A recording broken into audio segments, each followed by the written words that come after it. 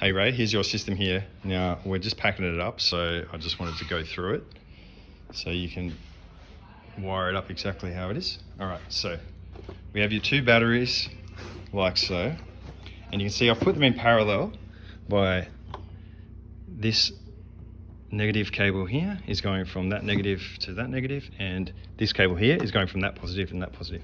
Additionally, you can see that each battery is fused. So they have a 100 amp fuse at each point, and then here they both connect, and then from there they go into the motor controller system. Okay, I have the charger connected here.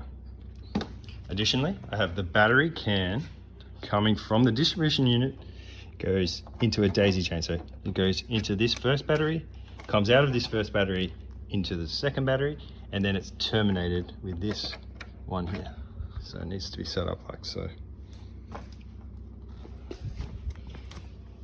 When the batteries are in your boat, you're basically going to leave them on unless you're like going away for a long time, because they're probably going to be connected to your shore power or your solar system.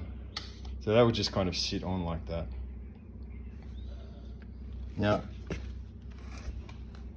the way that your distribution gets wired is that your 12 volts will go into your distribution. Now there's two power cables coming out of here. One for your clock power, and then one for your normal power and ground.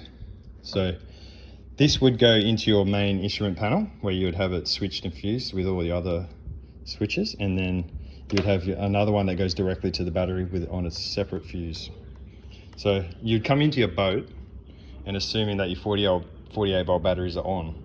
Now to turn the system on, you'd power the distribution unit, which would provide power to your display, and then you'd turn the motor system on with the key. So that would be closed. Oh, actually, I already had it on. So yeah, you'd turn it on with the key. Now, the reason the display is not essential for the operation of the motor system. We did this so it's, you know, if your display died for some reason, you're not stuck out there. So you can turn it on and the motor's still going to operate even with the display off. Okay. And then you just drive it with the throttle.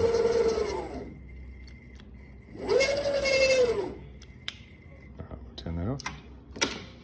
Okay, so you would leave the boat. When you're leaving the boat, you would turn the key off, and then you'd turn the distribution unit off, and then you're done. And you'd probably leave your batteries on.